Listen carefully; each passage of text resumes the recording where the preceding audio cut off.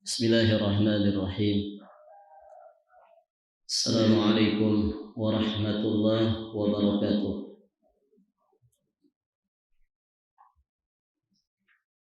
Innal hamdalillah nahmaduhu ta'ala wa nasta'inuhu wa nastaghfiruh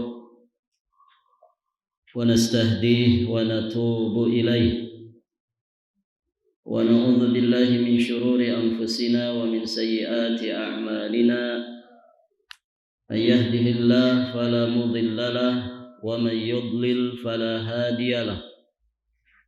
Asyhadu an la ilaha illallah wahdahu rabbi la syarika lah wa asyhadu anna Muhammadan abduhu wa rasuluh. Qala Allah ta'ala fil Qur'anil Karim, ya ayyuhalladzina amanu taqullaha haqqa tuqatih wa la tamutunna illa wa antum muslimun. Amma ba'du, فيا أيها الحاضرون اعلموا رحمكم الله فإن أصدق الحديث كتاب الله وخير الهدي هدي محمد صلى الله عليه وآله وسلم. اللهم علمنا ما ينفعنا وانفعنا بما علمتنا وزدنا علما.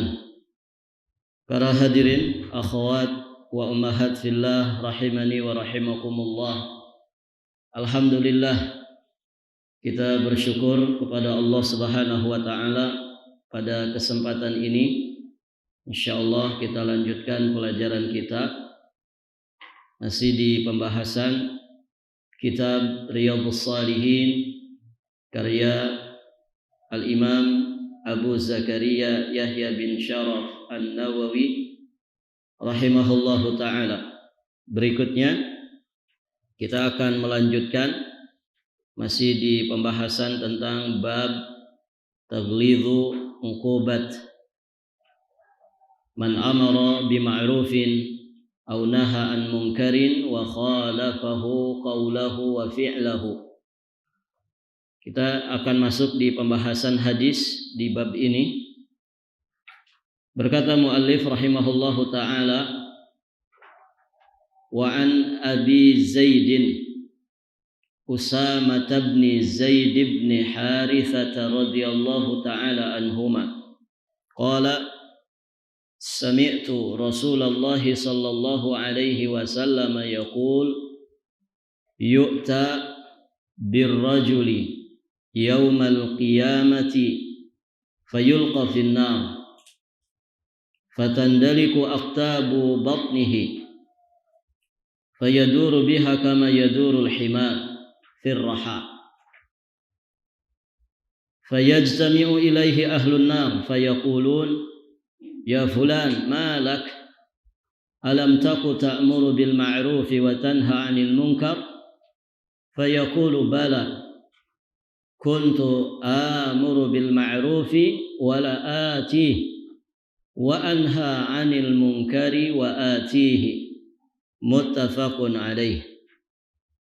Dari Abu Zaid Usamah bin Zaid bin Harithah, semoga Allah meridhai keduanya, beliau berkata, aku pernah mendengar Rasulullah sallallahu alaihi wa alihi wasallam bersabda, kelak pada hari kiamat ada seseorang yang didatangkan lantas dilemparkan ke dalam neraka sehingga keluarlah isi perutnya, saking kerasnya lemparan itu dan saking jauhnya dia terjatuh, dalam sekali dia terjatuh. Keluarlah isi perutnya seraya berputar-putar di situ, seperti berputarnya keledai di batu penggilingan. Lalu para penghuni neraka berkumpul di seputarnya seraya berkata, wahai fulan, malaka, apa yang terjadi pada dirimu? Ada apa gerangan pada dirimu? Bukankah dahulu tatkala masih hidup di dunia engkau menyuruh berbuat yang ma'ruf, mencegah dari perbuatan mungkar. Maka kemudian orang tadi menjawab, benar. Dahulu aku memang pernah menyuruh berbuat ma'ruf, tetapi aku sendiri tidak mengerjakannya. Dan aku memang pernah mencegah dari perbuatan mungkar, tetapi aku justru malah mengerjakannya. Muttafaqun alaih. Baik, ibu-ibu yang dirahmati Allah, hadis ini hadis yang sahih, dikeluarkan oleh Imam Al-Bukhari dan juga Imam Muslim. Hadis ini dibawakan di dalam bab taglid uqubat man amara bima'rufin aw naha an munkarin wa khalafahu qawlahu wa fi'lah. Sangat jelas sekali ya ayat hadis ini ketika dibawakan oleh Imam An-Nawawi di dalam bab ini. Dan inilah hadis yang sesungguhnya menjadi peringatan ya bagi siapapun yang menegakkan amar ma'ruf nahi mungkar, ya supaya mereka juga menegakkan amar ma'ruf nahi mungkar itu pada diri mereka terlebih dahulu. Dan di sini di dalam hadis ini juga sangat jelas ya bagaimana Rasulullah Shallallahu Alaihi Wasallam memberitakan tentang betapa beratnya hukuman, betapa beratnya siksaan bagi mereka yang dirinya itu menyelisihi apa yang mereka dakwahkan dari amar ma'ruf nahi mungkar. Taib, ibu-ibu yang dirahmati Allah, kita akan ambil beberapa pelajaran dari hadis yang mulia ini. Taib, di sini ibu-ibu yang dirahmati Allah, ada at-tahdzir asy-syadid, ada peringatan yang sangat keras sekali. Bagi siapa? Bagi orang yang perbuatannya menyalahi ucapannya. Peringatan itu dengan disebutkannya model siksaan yang akan diterima oleh mereka yang perbuatannya menyalahi ucapannya. Kenapa siksaannya begitu berat? Karena dia tetap melanggar ketentuan syariat walaupun dia sudah mengetahuinya. Padahal ibu-ibu yang dirahmati Allah, seharusnya orang itu kalau sudah berilmu tentang sesuatu, maka buah dari ilmu itu adalah rasa takutnya kepada Allah. Sehingga dia akan memaksimalkan segenap perintah Allah Subhanahu wa taala yang diperintahkan, dan dia pun akan berusaha bersungguh-sungguh menjauhkan dirinya dari segala pelanggaran. Nah, orang yang seperti ini berarti tidak muncul rasa takutnya kepada Allah dari ilmu yang diketahuinya dan ilmu yang didakwahkannya kepada manusia. Tentu ini peringatan yang sangat keras sekali. Taib, ibu-ibu yang dirahmati Allah, bahkan di dalam hadis yang mulia ini Nabi Shallallahu Alaihi Wasallam memberikan misil, memberikan perumpamaan orang yang perbuatannya menyalahi ucapannya diumpamakan seperti himar. Ibu-ibu yang dirahmati Allah, binatang itu ya dengan kebinatangannya, begitu ya, Allah ciptakan binatang ya dengan kodrat binatangnya. Tentu binatang tidak lebih mulia daripada manusia, begitu ya. Makanya ibu-ibu yang dirahmati Allah, seringkali bahasa binatang itu digunakan untuk merendahkan, mengolok-olok seseorang. Karena binatang dengan kodrat kebinatangannya, dia tidak punya akal sebagaimana manusia.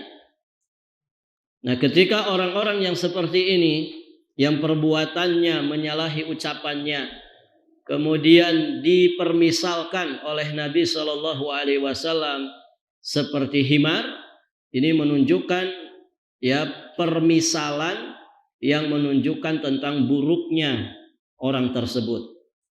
Ya, dalam bahasa syariat disebut at-tashbih lit-takbih. Permisalan dalam rangka untuk memperingatkan tentang kejelekannya. Dimisalkan oleh Nabi Shallallahu Alaihi Wasallam dengan himar. Ya, di bahasa kita juga dikenal begitu ya. Biasanya ya sebagian orang dan orang-orang awam yang biasanya menggunakan istilah ini. Kalau untuk mengolok-olok manusia, mengolok-olok orang lain biasanya menggunakan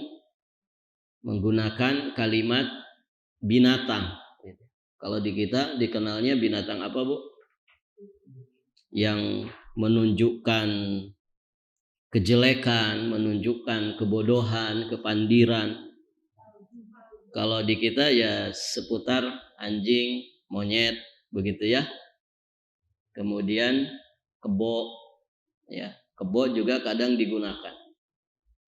Bodoh, ela-elo, koyo. Gak ada orang Jawa di sini ya. Bodoh, ela-elo, koyo, kebo. Itu peribahasanya orang Jawa. Bodoh, ela-elo, koyo, kebo. Jadi kebo dilambangkan dengan kebodohan. Nah itu kalau di kita begitu ya. Nah kalau di Arab, ibu-ibu yang dirahmati Allah, ya biasanya yang dipakai itu himar. Karena himar itu ya dilihatnya saja tidak bagus gitu ya. Binatang himar itu dia pendek, mirip kuda sebetulnya. Cuman dia peranakan kalau nggak salah dari kuda dan bighal gitu ya. Dia pendek, ya mirip kuda, tapi kupingnya itu agak panjang. Kemudian kulitnya tidak bagus seperti kulit kuda, ya cenderung busik begitu ya kulitnya. Dan memang dari sisi tampangnya saja himar itu apa ya? Kalau bahasa kita itu kayak binatang yang culun banget begitu ya. Memang melambangkan kebodohan. Ya, biasanya dipakai sama orang, digunakan tenaganya. Disimpan beban-beban berat di daerah belakang punggungnya itu. Untuk ngangkut air, untuk ngangkut apapun. Jadi dia binatang angkut. Taib, ibu-ibu yang dirahmati Allah. Nah di sini Nabi SAW mengumpamakan orang-orang yang perbuatannya menyalahi ucapannya seperti himar. Ya, dia seperti himar yang berputar-putar di raha. Ya, raha itu tempat penggilingan. Jadi pakai batu besar biasanya, kemudian ada palang kayu juga yang besar, nanti diikatkan di atas pundaknya si himar itu. Dia suruh muter-muter menggiling ya. Kalau wijen yang dimasukkan di situ nanti keluar minyak wijen begitu ya. Atau apapun itu dari hubub ya. Hubub itu biji-bijian. Ya kalau zaman sekarang sudah modern ya, orang bikin tepung nggak usah pakai gitu-gituan.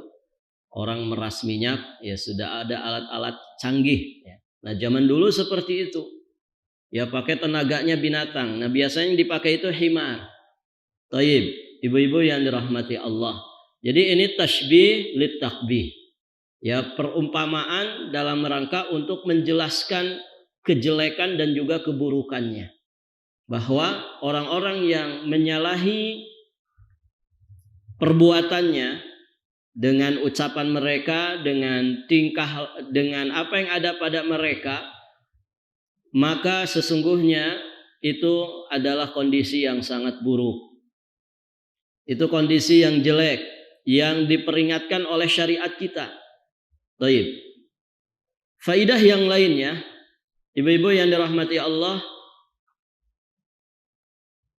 di antara perkara-perkara gaib yang diberitakan kepada Nabi Shallallahu Alaihi Wasallam, Nabi mendapatkan berita gaib dari Allah Subhanahu Wa Taala, yakni berupa pensifatan neraka.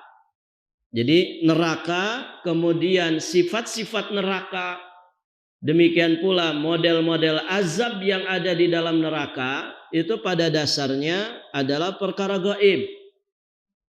Tidak ada seorang pun yang mengetahuinya kecuali Allah Azza wa Jalla.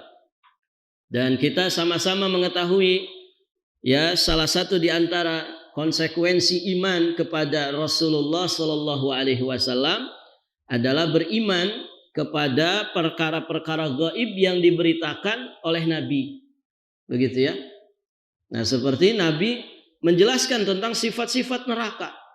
Nabi Shallallahu Alaihi Wasallam menjelaskan tentang bagaimana model azab yang akan diterima oleh penduduk neraka. Ini sesungguhnya perkara gaib. Namun ketika diberitakan oleh Nabi Shallallahu Alaihi Wasallam, maka kita mengimaninya. Kenapa? Karena Allah Subhanahu Wa Taala berfirman, "Wa may yantiqu 'anil hawa in huwa illa wahyu yuha." Nabi tidaklah berbicara dari hawa nafsunya. Yang Nabi sampaikan, yang Nabi ucapkan, yang Nabi beritakan itu adalah wahyu dari Allah Subhanahu Wa Taala semata. Nah demikian. Dan itulah keistimewaan, kekhususan yang didapatkan oleh para nabi dan rasul. Sebagian perkara gaib dengan izin Allah disampaikan, diberitakan kepada Nabi Shallallahu Alaihi Wasallam untuk disampaikan kembali kepada umatnya supaya menjadi pengingat, menjadi peringatan bagi umatnya sehingga mereka bisa bertakwa kepada Allah Subhanahu Wa Taala. Baik.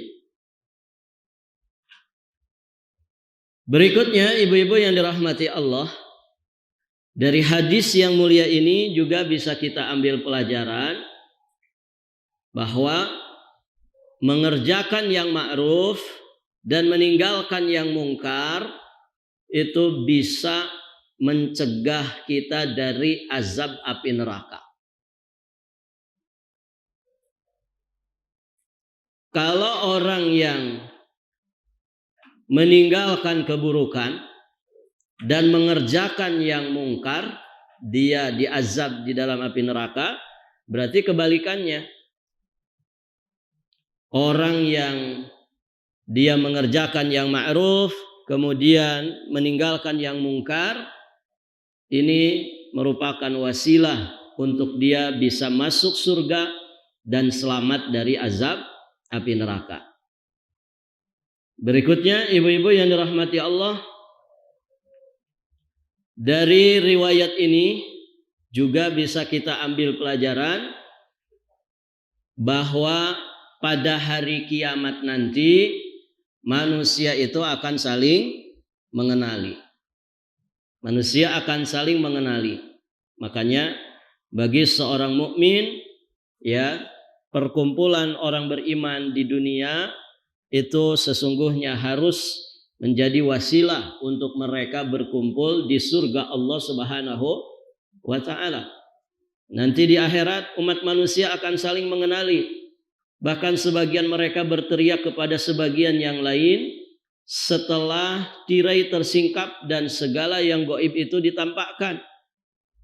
Maka ibu-ibu yang dirahmati Allah, kita memohon kepada Allah Subhanahu wa Ta'ala dengan seluruh asma-Nya yang husna dan sifat-sifatnya yang maha tinggi, agar Allah Subhanahu wa Ta'ala menutup semua aib kita, kekurangan kita, dan mengampuni dosa-dosa kita. Ibu, sifat dosa itu apa? Yang disebutkan oleh Nabi, salah satu sifat dosa, barakallahu fikum, ya. Salah satu sifat dosa itu dia tidak mau kepergok orang. Tidak mau apa yang dilakukannya dari dosa kepergok sama orang. Kedapatan sama orang, kan begitu. Itu sifat dosa yang sesungguhnya itu tuh sinyal, ya, supaya kita itu jangan melakukan dosa. Kenapa? Karena nggak enak melakukan dosa itu.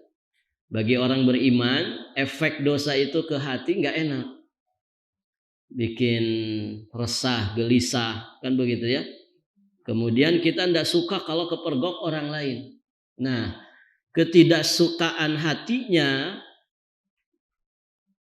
bahwa dosanya itu jangan sampai kepergok orang lain, ini kan tentu memunculkan keresahan, kan gitu Ibu? Memunculkan keresahan, kemudian juga membuat dia capek.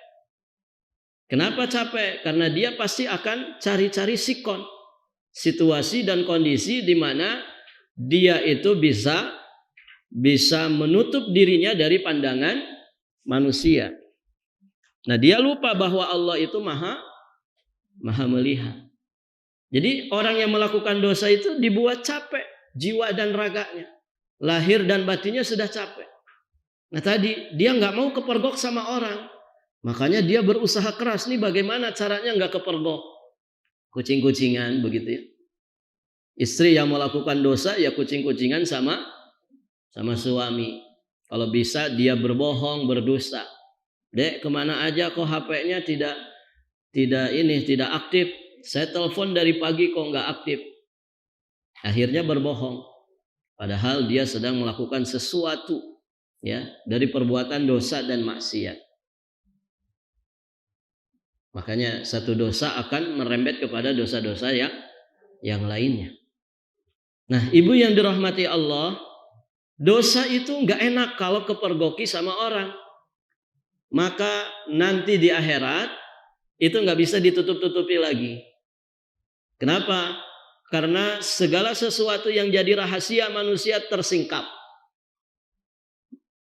Hakikat jati diri kita nanti tersingkap. Nggak bisa lagi ditutup-tutupi. Ya seperti di riwayat ini. Ini disaksikan oleh banyak orang. Orang yang mengajak manusia kepada ma'ruf, mengajak manusia meninggalkan yang mungkar, ternyata justru disiksa di neraka. Akhirnya dikerumuni sama orang. Loh, bukankah engkau ini dulu suka memerintahkan kami kepada yang ma'ruf dan mencegah kami dari yang mungkar? Kenapa sampai disiksa begini? Artinya apa? Saling mengenali, saling mengetahui. Gak ada lagi tutup-tutupan, gak ada lagi rahasia-rahasiaan. Semua tersingkap. Nah, ibu yang dirahmati Allah, riwayat-riwayat seperti ini, kalau kita resapi, kalau kita renungi, seharusnya membuat kita itu malu sama Allah. Untuk melakukan sesuatu yang tidak baik, walaupun tertutup, tidak diketahui sama orang.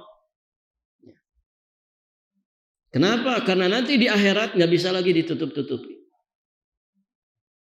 Nas'alullah al-afwa wal-afiyata wassalam.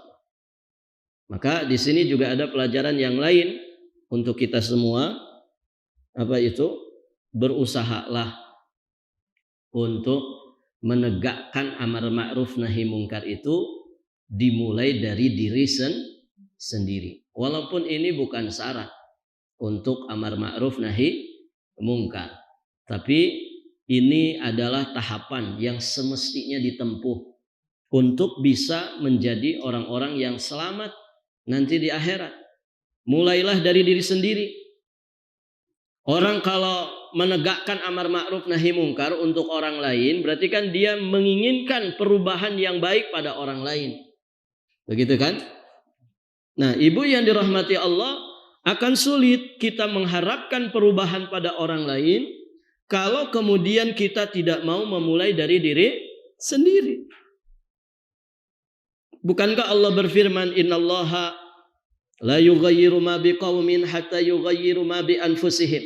Sesungguhnya Allah Subhanahu wa taala tidak akan merubah satu kaum sampai mereka merubah diri mereka sendiri. Allah juga berfirman, ya ayyuhalladzina amanu, wahai sekalian orang-orang yang beriman, qu anfusakum wa ahlikum nara. Jagalah diri-diri kalian dan juga keluarga kalian dari api neraka. Sebelum keluarga, Allah perintahkan kita jaga, melindungi diri kita sendiri, menyelamatkan diri kita sendiri dari api neraka. Dan begitu ya prosedur menyelamatkan orang itu kan begitu, Ibu. Ibu kalau naik pesawat sok lihat bacaan-bacaan tentang prosedur penyelamatan. Kalau kita bawa anak, kemudian ada kondisi darurat, itu selang oksigen itu harus kita pasang dulu di mulut kita, ya di wajah kita, baru kemudian kita memasangkan untuk anak kita. Kan begitu prosedur keselamatan. Qu anfusakum wa ahlikum nara. Di ayat yang lain Allah katakan alaikum anfusakum, wajib atas kalian melindungi, menjaga, menyelamatkan diri-diri kalian terlebih dahulu dari api neraka. Alaikum anfusakum. Nabi mengatakan ibda binafsik, mulailah dari dirimu sendiri. Mulai dari dirimu sendiri. Nah itu ibu-ibu yang dirahmati Allah. Taib. Itu beberapa faidah yang bisa kita dapatkan dari hadis yang mulia ini. Sebelum kita melanjut ke bab yang baru Ibu ya, saya ingin jelaskan dulu satu faidah, mudah-mudahan ini bermanfaat bagi kita semua, yakni tentang tingkatan manusia dalam urusan amar ma'ruf nahi mungkar. Wan nasu fi hadhil qadiyah maratibun muta'addidah. Manusia itu dalam urusan amar ma'ruf nahi mungkar itu ada beberapa tingkatan. Kita sebutkan ada 5 tingkatan. Nanti kita cek diri kita ada di mana nih. Tingkatan yang pertama, fahadhil martabah akmalul maratib wa adzamuha. Ini tingkatan level yang paling tinggi, yang paling agung, paling mulia. Semoga kita ada di level ini. Siapa itu, Bu? Yakni huwallazi ya'muru bil ma'ruf wa yaf'aluhu wa yanha 'anil munkar wa yajtanibuhu. Tingkatan level pertama, ini yang paling sempurna dan paling tinggi, paling mulia, paling agung, yakni orang yang memerintah manusia dengan yang ma'ruf, dia pun mempraktekkan yang ma'ruf itu. Jadi merintah manusia kepada yang ma'ruf dan dia sendiri mengerjakan yang ma'ruf itu. Wa yanha 'anil munkar wa yajtanibuh. Dia mencegah manusia dari mungkar dan dia pun menjauhi kemungkaran tersebut. Itu yang pertama.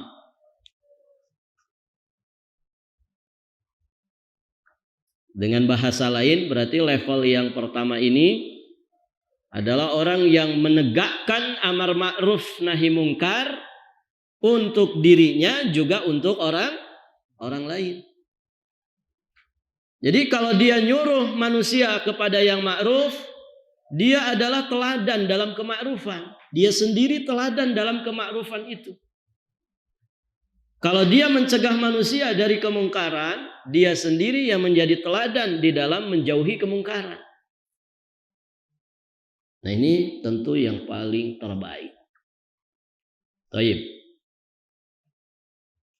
Yang kedua, ibu-ibu yang dirahmati Allah. Nah level yang kedua ini dikatakan oleh para ulama, ini kebanyakan kondisi kaum muslimin. Apa itu? Atau siapa mereka ini?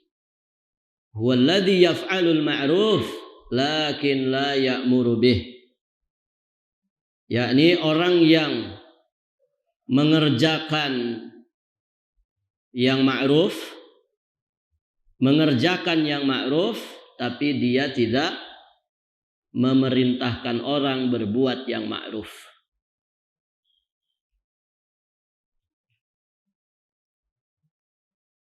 Mengerjakan yang ma'ruf tapi dia tidak memerintahkan orang lain untuk berbuat yang ma'ruf.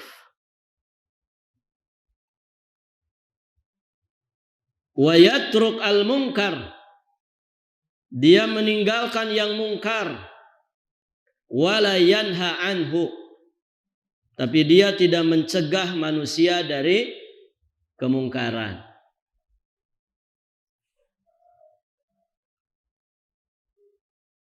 Ulangi Bu, yang kedua. Orang yang mengerjakan kema'rufan tapi dia tidak memerintahkan manusia dengan kema'rufan tersebut. Meninggalkan kemungkaran tapi dia tidak mencegah orang lain dari kemungkaran. Jadi ya dia menegakkan amar ma'ruf nahi mungkarnya untuk dirinya sendiri saja. Dia tidak menegakkan amar ma'ruf nahi mungkar itu untuk orang lain. Ini kata para ulama kebanyakan kondisi kaum muslimin. Berarti kalau begini, yang kedua ini ya soleh untuk dirinya sendiri. Dia suka berbuat ma'ruf, dia pun meninggalkan yang mungkar, tapi dia tidak mau mengajak orang kepada yang ma'ruf, tidak juga mau mencegah orang dari yang mungkar. Ya soleh untuk diri sendiri saja. Kalau yang pertama tadi Ibu, dia tidak hanya soleh untuk dirinya sendiri, tapi dia muslih, soleh dan muslih. Salihun li nafsihi wa muslihun li ghairihi, begitu ya. Dia saleh untuk dirinya sendiri, tapi dia pun orang yang berusaha mensolehkan orang lain. Nah, kalau yang kedua ini salihun li nafsih, dia solehnya untuk diri sendiri saja. Baik. Itu level yang kedua. Level yang ketiga, ya'muru bil ma'ruf. Dia memerintah kepada yang ma'ruf, lakin la yaf'al. Tapi dia tidak mengerjakan yang ma'ruf. Wa yanha 'anil munkar. Dia pun mencegah manusia dari kemungkaran. Wa yaf'alul munkar. Namun dia sendiri yang melakukan kemungkaran.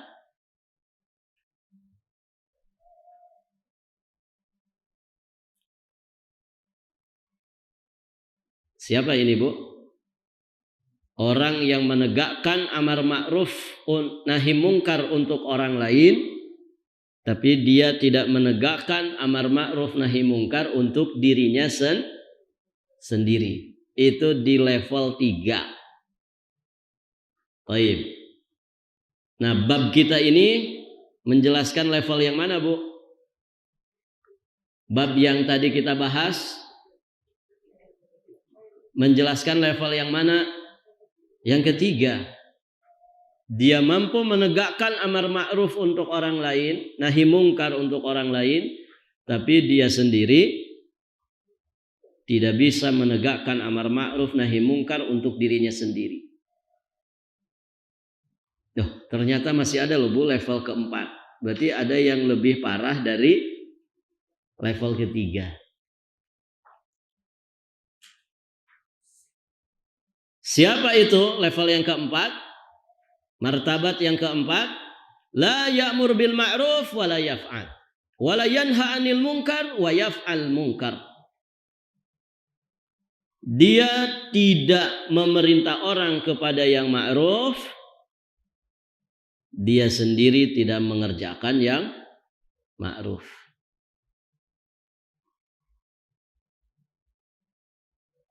Wala yanha 'anil munkar. Dia tidak mencegah orang dari kemungkaran. Wa yaf'alul munkar.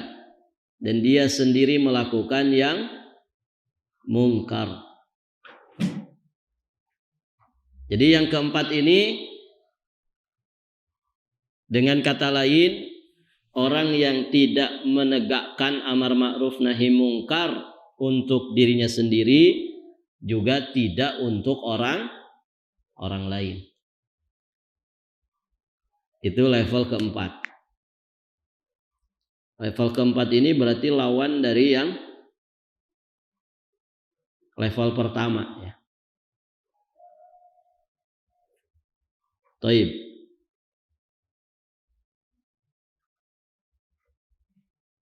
Jadi yang keempat, tidak memerintah kepada yang ma'ruf dan dia tidak mengerjakan yang ma'ruf. Tidak mencegah manusia dari yang mungkar dan dia mengerjakan yang mungkar.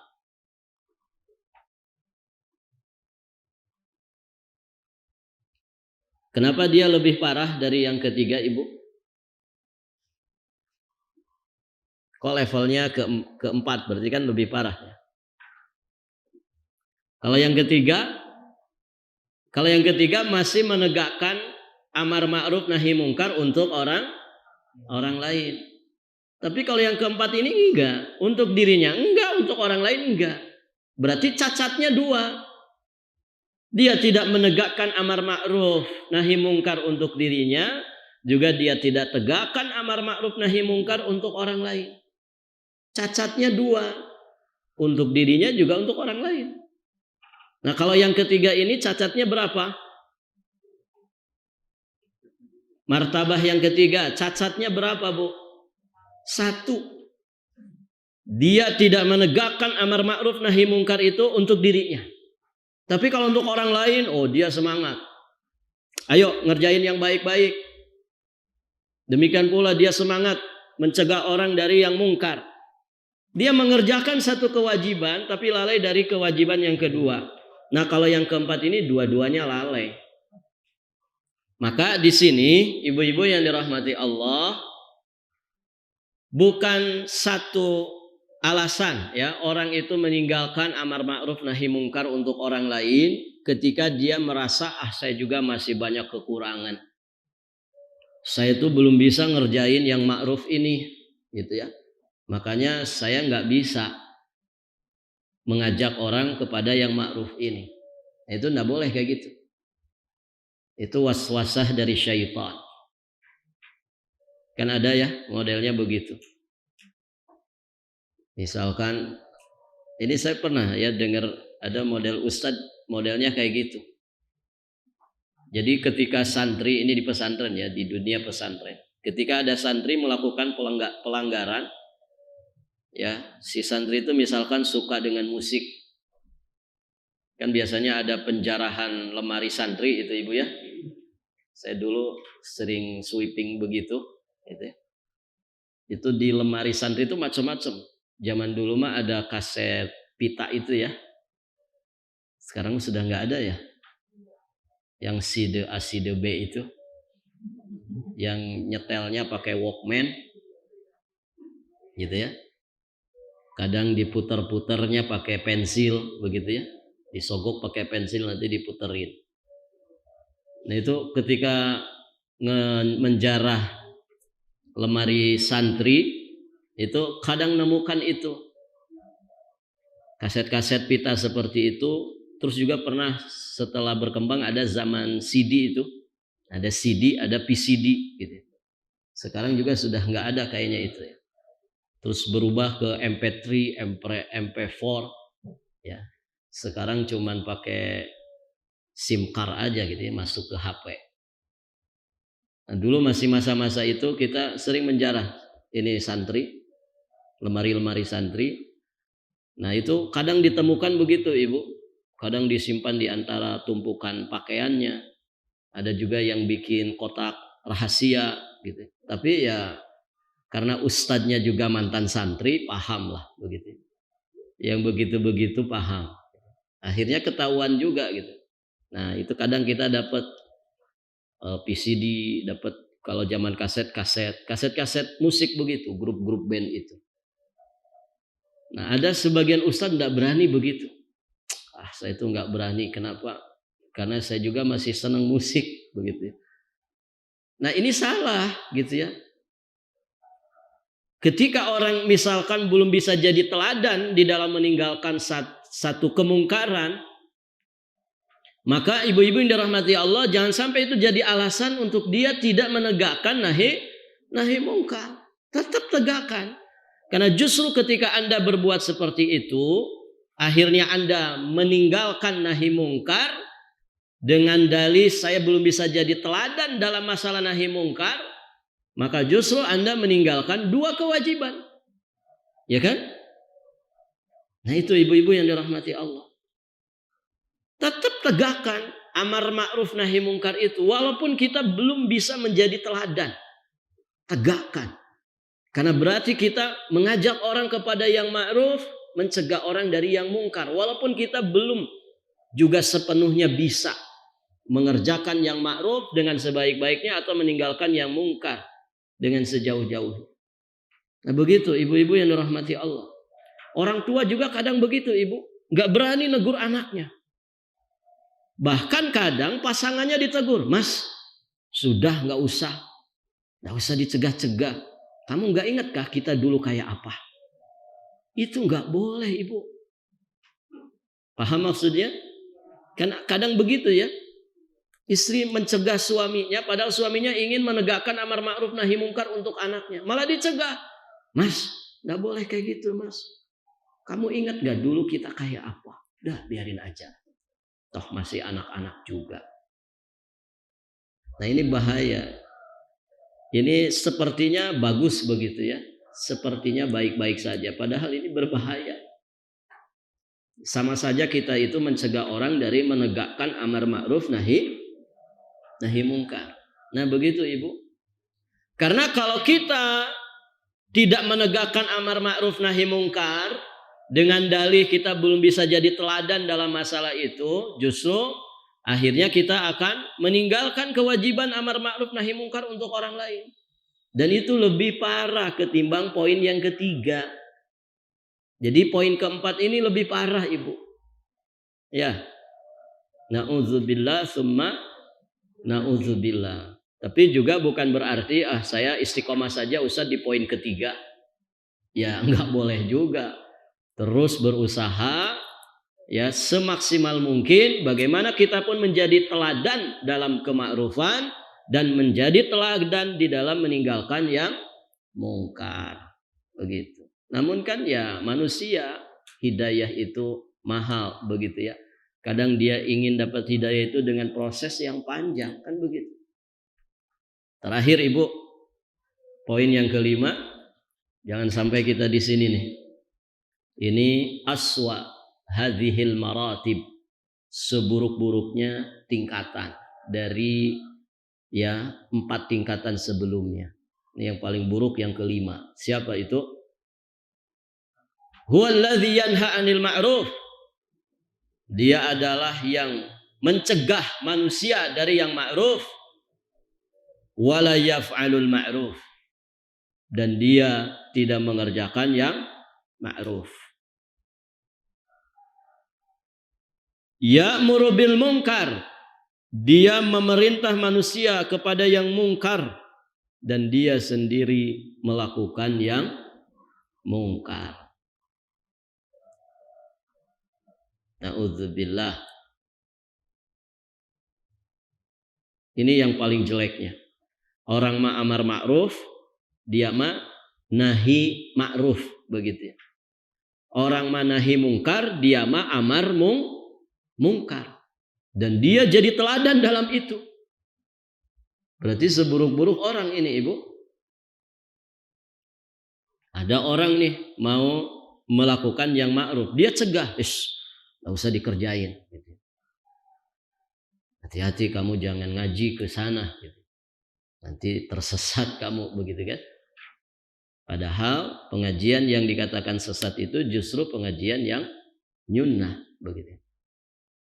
Orang mau melakukan yang ma'ruf dicegah. Kemudian dia jadi teladan di dalam meninggalkan yang ma'ruf itu. Dia sendiri jadi teladannya. Ada orang nih mau melakukan kemungkaran, ada orang mau meninggalkan yang mungkar, dia malah nyuruh. Kenapa kamu ninggalin? Kerjain aja. Itu berpahala, itu ibadah besar, itu ini dan itu. Ya. Kemudian dia sendiri yang menjadi teladan di dalam menyuruh kemungkaran itu. Na'udzubillah summa na'udzubillah. Ini seburuk-buruk tingkatan. Ulangi yang kelima apa Bu? Mencegah dari yang ma'ruf dan dia meninggalkan yang ma'ruf. Kemudian menyuruh orang yang mungkar dan dia jadi teladan di dalam kemungkaran. Gitu. Allahu a'lam bissawab. Masing-masing kita dari 5 poin ini coba tanya diri kita masing-masing, diresapi, direnungi kita ada di poin yang mana. Syukur-syukur ada di poin yang pertama. Syukur-syukur ada di poin yang pertama. Begitu ya. Dan kita harus berusaha ada di poin pertama. Bagaimana kita amar ma'ruf kepada orang lain dan kita jadi teladan dalam kema'rufan. Dan bagaimana kita menegakkan yang nahi mungkar untuk orang lain dan kita jadi teladan di dalam meninggalkan yang mungkar. Jadi berusahalah untuk bisa meraih poin yang pertama, martabat yang paling mulia di sisi Allah Subhanahu wa taala. Dan di level pertama itulah adanya para nabi dan rasul.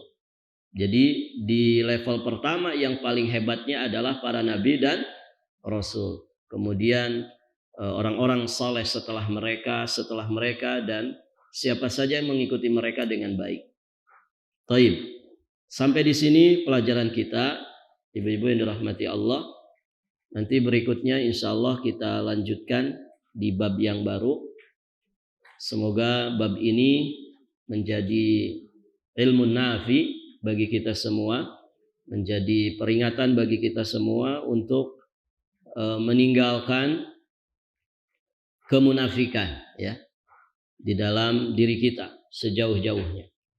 Karena ibu-ibu yang dirahmati Allah, orang yang tidak mengindahkan bab ini sesungguhnya ada sifat nifak pada dirinya. Dan itulah sifat yang sangat ditakuti oleh orang-orang beriman. Baik ibu-ibu yang dirahmati Allah, sampai di sini pelajaran kita. Akhir da'wana anil hamdulillahi rabbil alamin.